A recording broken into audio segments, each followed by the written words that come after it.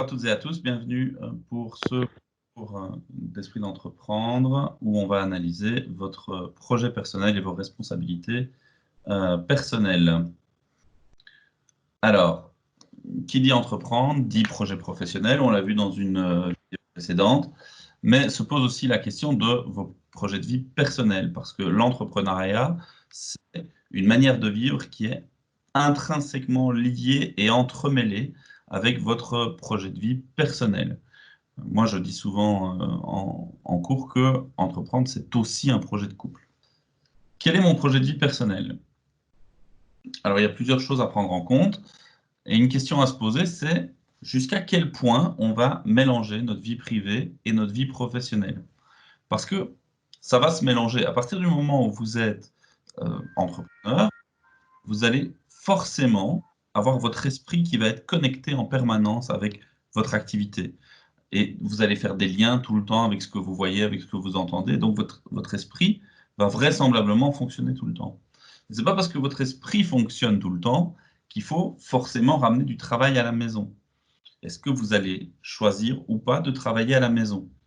Parfois, c'est impossible, vous ne pouvez pas travailler à la maison, mais par rapport à votre métier et à vos actions de production. Mais par contre, vos actions de gestion, vraisemblablement, il est toujours possible de les réaliser à la maison, après les heures classiques de travail, le week-end, etc.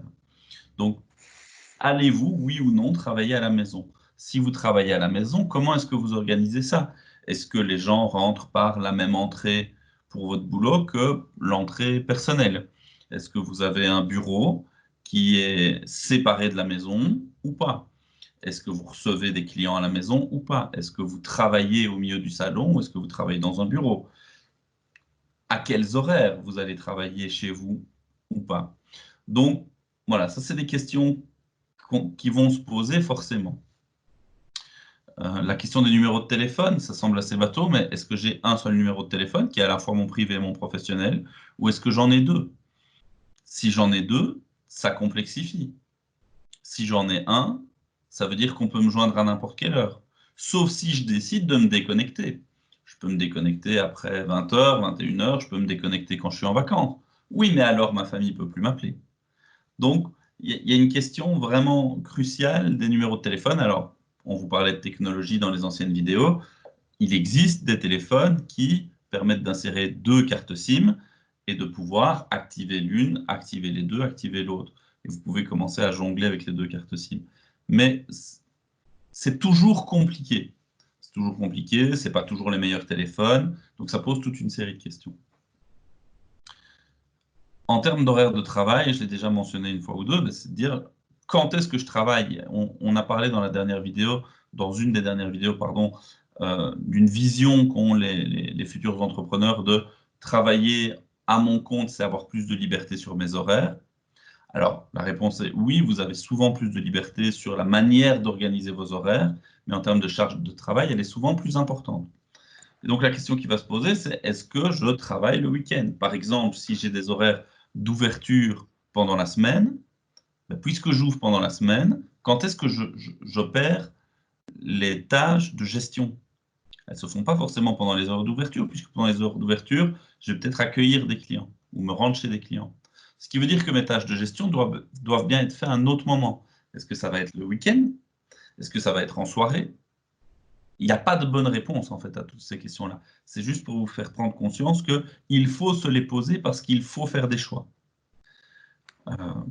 Voilà, vous avez peut-être des enfants, vous allez peut-être choisir de vous en occuper, mais alors il va peut-être falloir décaler du moment de travail, avant, tôt le matin, après, tard le soir. Donc tout ça, c'est des questions pour lesquelles il n'y a pas de bonne réponse, et que des réponses qui vous sont propres et spécifiques et qui sont faites sur mesure, que vous allez faire sur mesure par rapport à votre réalité de vie. Mais c'est des questions qu'il faut se poser et auxquelles il faut avoir des réponses. Il ne faut pas oublier qu'on n'arrête pas d'être patron, on n'arrête jamais. Donc vous allez vous coucher patron et vous vous relevez patron. Par rapport au numéro de téléphone, il faut aussi rappeler quelque chose. Vous allez plus que probablement faire des publicités ou du moins remettre une carte de visite avec un numéro de téléphone. Il est donc normal que vous soyez appelé et ne comptez pas sur le futur ou vos futurs clients pour vous dire « Ah, on est le samedi, ah, on est le dimanche, ah, on est tôt, ah, on est tard ». Bien normal que si vous demandez à un client « Voici ma carte de visite, téléphonez-moi si besoin », ben, c'est ce qu'ils vont faire. Donc, il faut aussi bien vous dire que parce que vous voulez être connu, parce que vous voulez qu'on vous appelle, ben, c'est normal qu'on vous appelle. Ça veut dire aussi que le numéro de téléphone et votre manière de gérer le téléphone va être une méthodologie de communication qui va être évaluée par vos clients ou vos prospects. Donc ça veut dire que si vous répondez jamais au téléphone, ça va donner une certaine image de vous. Si lorsque vous ne répondez pas, votre boîte vocale, elle n'est pas professionnelle, ça va donner une certaine image de vous. Si vous répondez au téléphone, mais que derrière, il y a du bruit, etc., ça va donner une certaine image de vous. Mieux vaut peut-être ne pas répondre au téléphone. À un moment, vous êtes occupé, vous êtes dans un moment privé, et assurer le suivi de cet appel et rappeler derrière, à un moment opportun, plutôt que de décrocher et qu'on entend des casseroles qui tapent, de la cuisine, un enfant qui crie, et vous savez rien près de vous pour noter. Donc voilà, il y a toutes des stratégies de gestion du téléphone à mettre en œuvre. Et oui, Salvatore, par rapport à ce que tu disais, on s'endort patron, on se lève patron. On avait dans notre jargon, toi et moi, dans notre boîte, un, un qualificatif pour désigner le responsable du projet. On appelait le responsable d'un projet celui ou celle qui ne dort pas. C'est la personne qui garde le tracas que demain, ça va bien se passer. Demain, on a un kick-off, on a le lancement d'un produit, on a un rendez-vous clientèle. Le responsable du projet, c'est la personne qui garde ce tracas que est-ce que tout a bien été mis en œuvre, est-ce que tout est prêt, est-ce que la démo PowerPoint, elle est nickel, elle est par balle, est-ce que le produit qu'on doit montrer en ligne, il n'y a plus de bugs, est-ce qu'on a bien fait tout, est-ce que la démo, est-ce que les produits de démo sont bien préparés, est-ce que tout mon matériel pour aller au salon et présenter le miel que font mes abeilles, est-ce que tout mon matériel est prêt, voilà. Garder ce tracas-là, ça implique qu'on s'endort patron, on se réveille patron. Et donc, quand on est patron, bah, on est le responsable du projet entreprise. Et donc, a fortiori, on a du tracas un peu permanent. Je vais rajouter aussi quelque chose pour faire le lien avec les compétences on a déjà évoquées, et notamment les compétences numériques. Il est plus que probable que beaucoup d'entre vous vont être des nomades. Je parle de quelqu'un qui va être jardinier, fleuriste, maçon, électricien, masseur, pédicure médicale. Vous allez être des nomades. Ce qui veut dire que quand on va vous appeler, on va vous demander des renseignements. On va prendre des rendez-vous avec vous.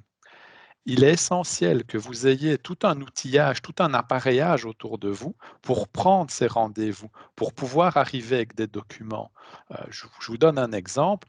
Vous êtes pédicure médicale. Un patient vous recontacte au bout de 4 mois. Est-ce que vous avez toujours en tête les soins que vous lui avez faits? Qu'est-ce qui s'était passé?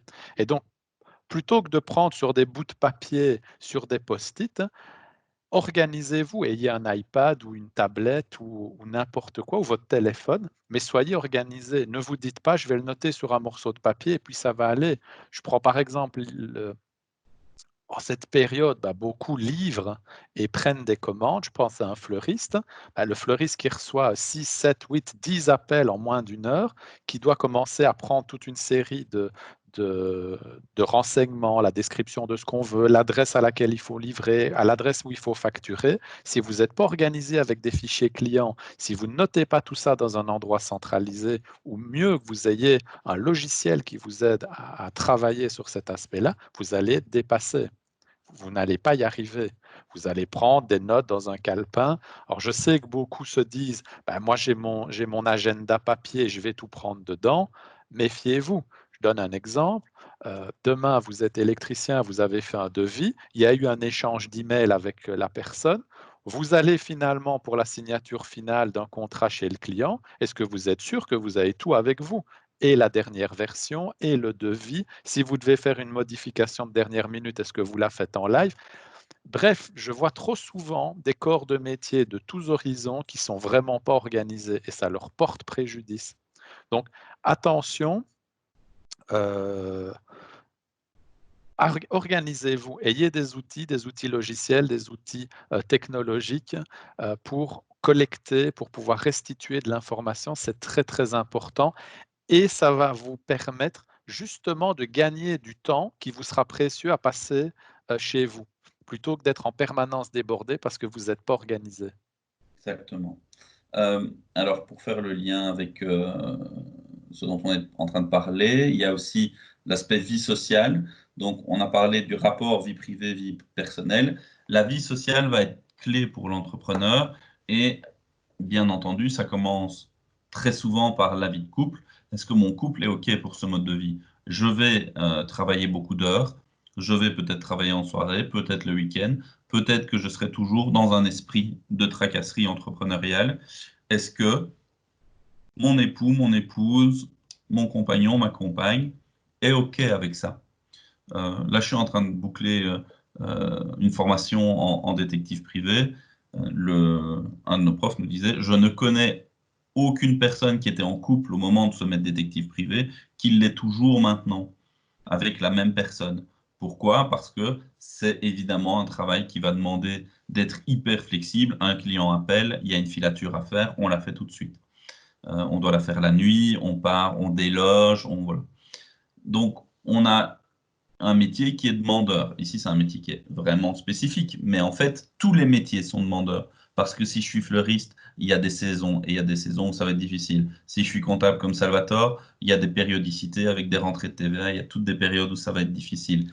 Donc, il y a peu de métiers qui ne sont pas saisonniers. Si je suis dans l'ORECA, je suis toujours décalé par rapport au rythme de la majorité des gens, puisque je travaille quand ils ont du temps libre. Et en plus, quand il y a des vacances, quand il y a des événements, je suis évidemment dans mon restaurant. Donc, c'est évidemment une complexité à gérer avec madame ou monsieur. Et donc, il faut que cette personne soit à la fois d'accord avec votre manière de vivre, mais aussi, et ça c'est une conviction personnelle qui est très forte, c'est que si vous êtes énormément occupé, il faut que la personne avec qui vous soyez soit également énormément occupée, soit investie dans la famille parce que vous êtes organisé de cette manière-là, c'est-à-dire que votre conjoint ou votre conjointe s'occupe du ménage pendant que vous vous occupez de votre travail, et ça c'est une occupation, et c'est OK si c'est le deal qui est passé. Soit vous arrivez d'une manière ou d'une autre à vous répartir les tâches, ce qui est à nouveau, il n'y a pas de bonne manière de faire, il n'y a que des bons deals qui vous correspondent. Et donc, si vous vous répartissez les tâches, bah, ça veut dire que vous allez être très occupé, plus des tâches à la maison. Il faut que l'autre personne va faire un peu de tâches à la maison, et puis elle va peut-être être moins occupée que vous. Et s'il y a un déséquilibre dans une personne est très occupée et l'autre n'est pas très occupée et elle attend la première personne qui est occupée, ça c'est les braises sur lesquelles on va passer son temps à jeter un peu d'essence et qui risquent de faire cramer le couple puisqu'on a des déséquilibres. Donc le tout c'est de passer des deals et d'arriver à parler honnêtement et platement d'une vraie situation et s'écouter pour être en accord et être équilibré, chacun individuellement et dans le couple. Ça, je crois que c'est très important pour que soit votre vie sociale ne tue pas votre entreprise, votre vie familiale ne tue pas votre entreprise, soit votre entreprise ne tue pas votre vie familiale. Je crois qu'il y a vraiment un équilibre très important et ça passe par une excellente communication, dont des sujets qui ne sont pas toujours faciles. On a beau être amoureux, parler d'argent, c'est jamais facile. Dire ah ben, je gagne beaucoup plus ou je gagne beaucoup moins et tu dois m'aider. Je vais lâcher mon travail salarié pour me lancer dans l'entrepreneuriat. Ça a des conséquences financières pour le couple. Et donc c'est vraiment des choses qui ne sont pas faciles à aborder, même en couple. Et pourtant, c'est des choses sur lesquelles il faut se forcer de parler, justement parce que c'est clé. Est-ce que le cercle familial et amical me comprend? Ça, c'est une question qui est assez clé pour un entrepreneur au niveau psychologique parce que très souvent, je pense qu'on en a parlé dans une vidéo précédente, on est regardé un peu comme des extraterrestres. Tu travailles trop, tu as vu ce que tu gagnes par rapport à ce que tu travailles, tu fais des heures, tu bosses tout le temps, on ne peut plus jamais te voir. Alors que certaines choses sont sans doute vraies, d'autres ne le sont pas. Je crois en tout cas qu'il est très important que les gens comprennent à quel point ce que vous faites est important pour vous. Sinon, vous allez recevoir beaucoup de commentaires d'inquiétude que vous risquez de prendre parfois à tort comme de la critique. Ce n'est pas parce que les gens s'inquiètent pour vous qu'ils sont forcément critiques sur votre manière de vivre, ils sont peut-être juste inquiets. Mais voilà, cette inquiétude permanente vis-à-vis de vous peut être mal prise aussi. Et comme je le disais dans une ancienne vidéo, il y a ce côté parfois un peu de décalage entre ce que vous vivez, pardon, et ce que les autres vivent. Et donc vous faites des heures de dingue, vous gérez tous les piliers de l'entreprise, vous allez gérer des problèmes avec des fournisseurs, des problèmes de logistique, des problèmes de vente, des problèmes de clients, des problèmes de ressources humaines, des équipes qui se disputent pour des bêtises, parce qu'on se dispute toujours pour des bêtises, de l'image, un mauvais commentaire sur Facebook et en même temps un ordinateur qui vient de cramer et la ligne téléphonique qui ralentit et votre Wi-Fi qui va au ralenti. Et vous devez gérer ce plateau de problèmes incommensurables, tout en même temps, évidemment, ça vient toujours en même temps. Je crois que c'est Jacques Chirac qui disait « Les merdes, ça vole toujours en escadrille, donc il n'y en a jamais une qui arrive toute seule, ça vient toujours tous en même temps. » Et puis, vous discutez avec des gens qui se disent « Ah, c'est quand même pénible ma vie », alors qu'en fait, ils ont des fonctions très définies et ils n'ont pas 1000 problèmes à gérer d'un coup. Et parfois, ils ont des packages salariaux absolument démentiels par rapport aux responsabilités ou aux actions qu'ils mènent. Et tout ce dont ils arrivent à vous parler en soirée, c'est de leurs prochaines vacances ou de leur voiture de fonction ou de leur nouvel ordinateur ou de la machine à café ou de comment ils s'arrangent pour justement travailler moins et faire semblant de travailler en mettant en télétravail une gomme sur une touche de leur clavier, ce qui fait que le clavier envoie une information qu'ils sont actifs, alors qu'en fait, ils ne sont pas actifs, ils sont en train de regarder Netflix ou ce que vous voulez. Et donc, vous vous comparez à un cercle social parfois qui est complètement dans une autre réalité que vous. Et c'est parfois difficile du coup de se dire, bah, tiens, est-ce qu'on a encore beaucoup de choses en commun?